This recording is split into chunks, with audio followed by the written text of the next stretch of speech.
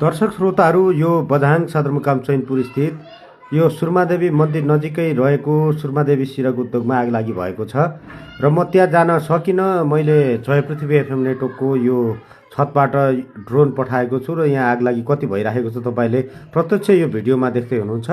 यहाँ एकदमै आगो तन्किराखेको छ भने धुवाँको मुस्लोले एकदम चैनपुर बजारसहित बझाङको यो चैनपुर आसपासको क्षेत्रमा पनि एकदमै यो छाया पारिसकेको अवस्था छ। र अब यहाँ मैले सुनेअनुसार अलिकति मैले सुनेको थिएँ यो विद्युत सर्ट भयो भन्ने कुरा र दमकल आउन पनि केही ढिलाइ भएको भन्ने खबर छ। किनभने यो आर्मीहरू पुलिसहरू पुगिसकेको अवस्था छ भने उता दमकल पुगेको छैन भन्ने कुरा छ।